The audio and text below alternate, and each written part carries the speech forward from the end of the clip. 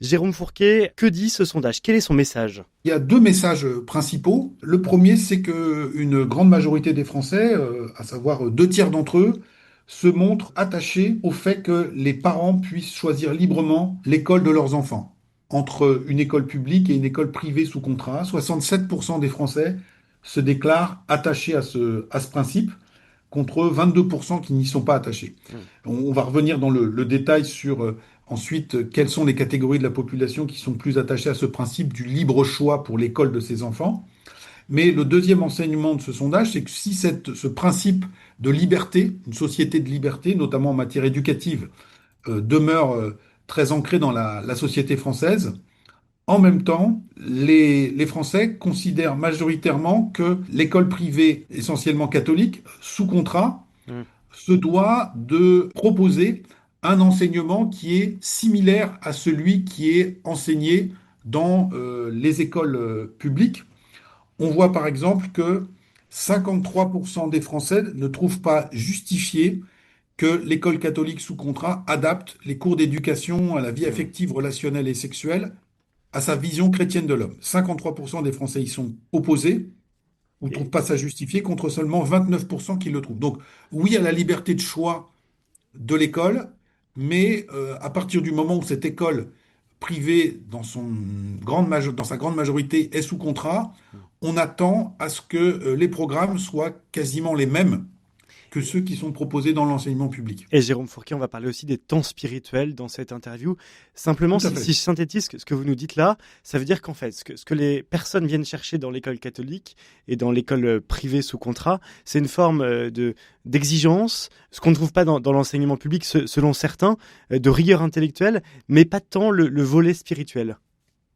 Exactement. Et on le voit dans une autre question de ce sondage.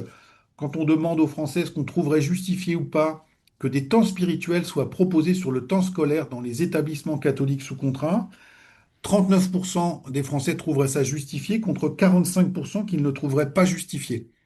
Ah, donc on voit qu'on est, j'allais dire, quasiment à la parité sur ce sujet-là.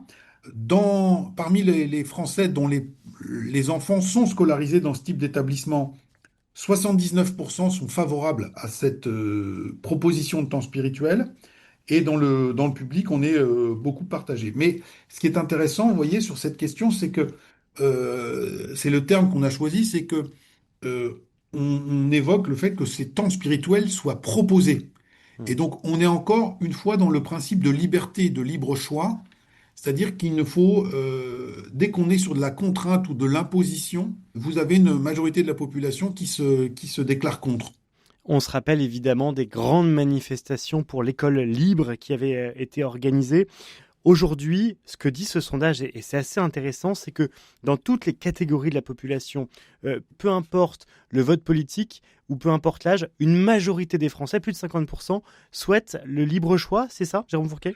Alors, 67% des Français en général, y compris dans l'électorat de gauche, on est à 61% contre 92% à droite. Donc on retrouve une trace de la vieille bataille française, la guerre des deux écoles, comme disait Sardou à l'époque. Mais même à gauche, on est aujourd'hui sur une majorité nette, hein, 61%, qui sont favorables au libre choix. Alors pas forcément pour eux-mêmes, c'est pas forcément eux qui vont mettre leurs propres enfants dans ces établissements, mais le fait que ce principe de libre choix soit reconnu, aujourd'hui, est très majoritairement accepté dans la société française. À une réserve, c'est que ces écoles privées catholiques sous contrat proposent le même cadre pédagogique ou scolaire, programmatique que le reste des établissements scolaires. Est-ce que l'âge joue? Est-ce que les plus jeunes seraient moins pris par ce désir du choix libre que les générations plus anciennes? On est sur des chiffres qui sont très, très homogènes par tranche d'âge.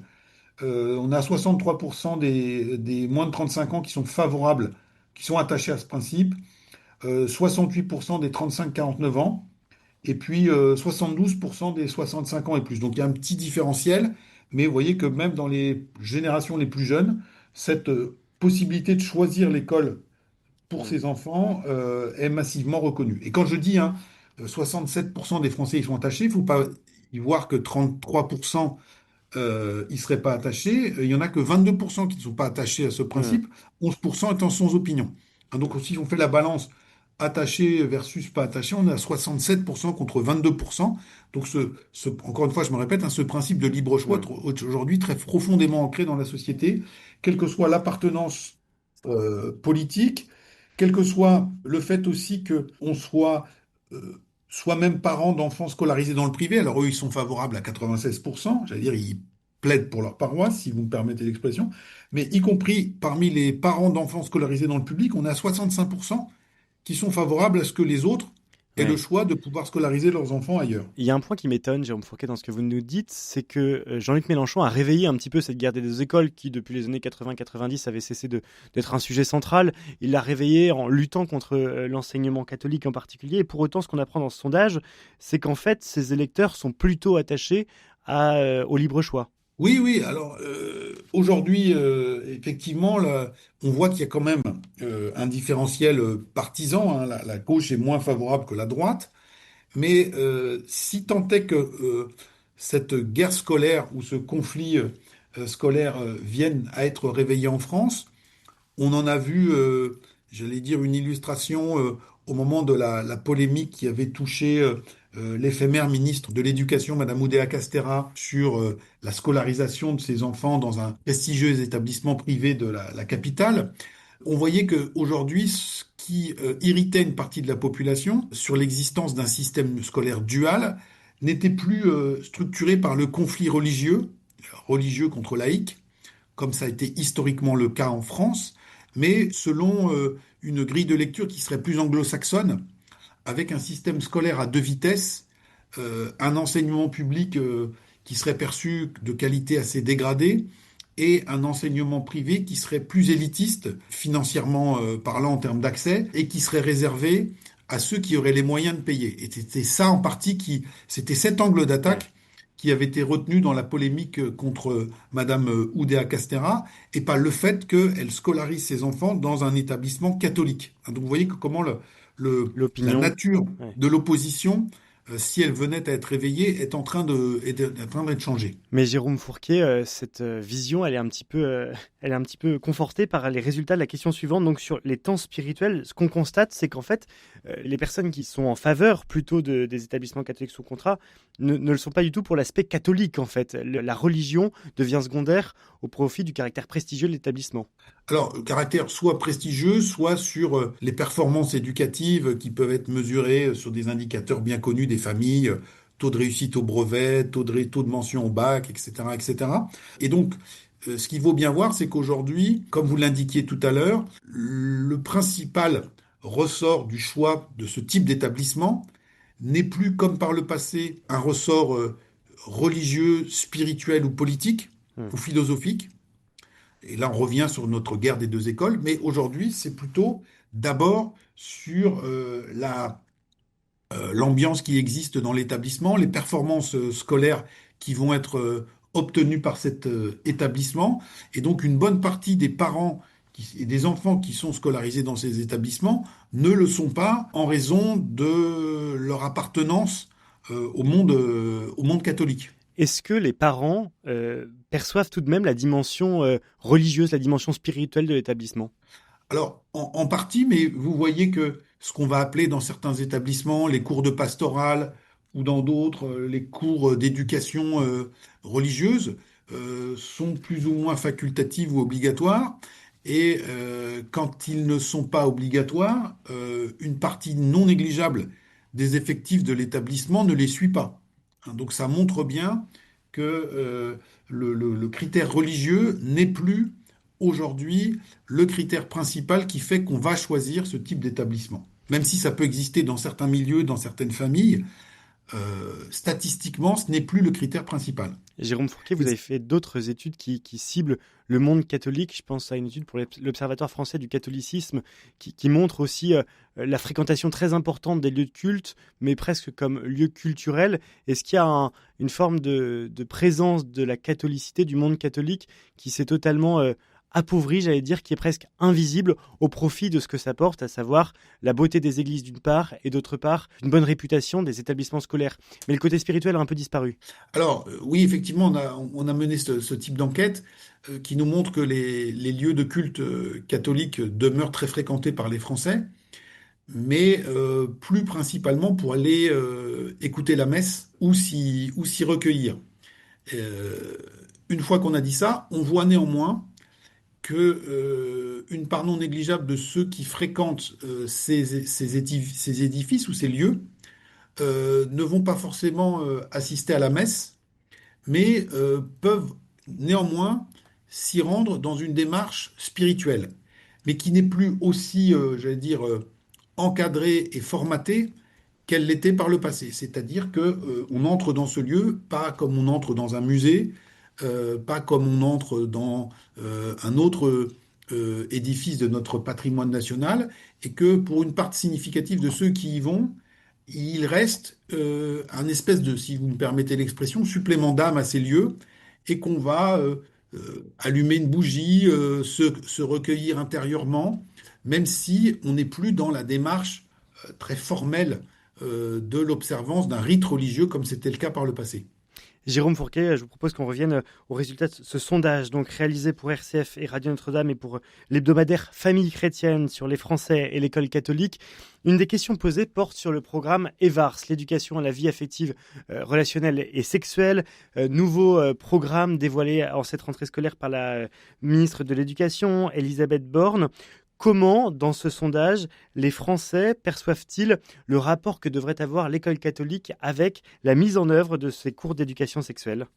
Bien, comme on l'indiquait en introduction, une majorité, 53% contre 29% qui pensent qui sont de l'avis inverse. 53% des Français ne trouveraient pas justifié que l'école catholique sous contrat adapte les cours d'éducation à la vie affective, relationnelle et sexuelle à sa vision chrétienne de l'homme. En disant à partir du moment où vous êtes sous contrat, même si vous êtes une école catholique, vous devez d'appliquer, j'allais dire à la lettre, le programme qui est défini par le ministère de l'Éducation nationale. Et, Euh, et là, j'allais dire, alors, évidemment, les catholiques, eux, pensent différemment. effectivement, 69% des catholiques trouveraient justifié que, au nom de ses principes et de sa vision philosophique et spirituelle, l'école catholique adapte ce type de programme.